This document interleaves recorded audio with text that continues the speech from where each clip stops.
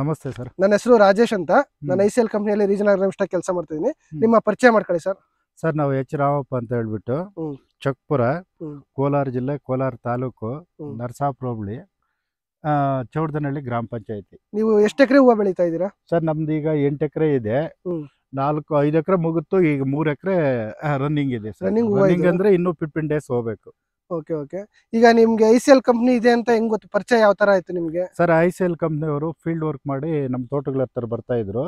ಅವ್ರ ಗೈಡೆನ್ಸ್ ಕೊಟ್ರು ನಮ್ಗೆ, ನೋಡಿ ನಮ್ ಗೊಬ್ಬರ ಈ ತರ ಹಾಕಿ ಒಳ್ಳೆ ರಿಸಲ್ಟ್ ಬರುತ್ತೆ ಅಂತ ಹೇಳಿ.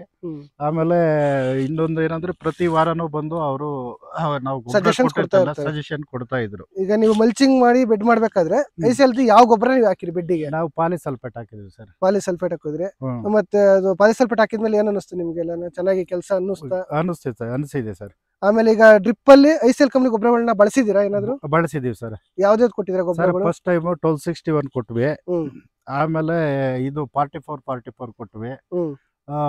ಈಗ ಇದು ಕೊಟ್ಟಿವಿ 2824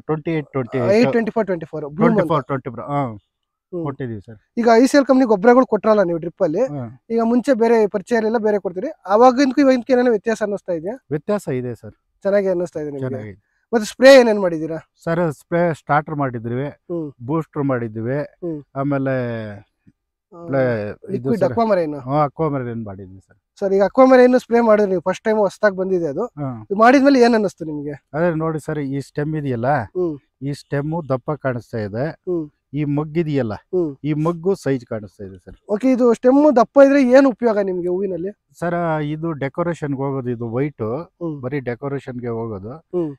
ಅವ್ರಿಗೆ ಬೇಕಾಗಿರೋದು ಇದು ಸ್ಪಾಂಜ್ ಅಲ್ಲಿ ಚುಚ್ಚುತ್ತಾರಲ್ಲ ಸರ್ ಡೆಕೋರೇಷನ್ ಇದಕ್ಕೆ, ಅದಕ್ಕೆ ಈ ಸ್ಟೆಮ್ ದಪ್ಪ ಇದ್ದು ಲಾಂಗ್ ಇದ್ರೇನೆ ಅದಕ್ಕೆ ವ್ಯಾಲ್ಯೂ. ಈಗ ಅಕ್ವಾಮರೈನ್ ಮಾಡಿದ್ಮೇಲೆ ಅದು ದಪ್ಪ ಬಂದು ಲೆಂತ್ ಬರ್ತಾ ಇದೆ. ನಿಮ್ಮ ಎಲ್ಲಾ ಮಾಹಿತಿಗೂ ಧನ್ಯವಾದಗಳು ರಾಮಣ್ಣ ಅವರೇ. Thanks sir.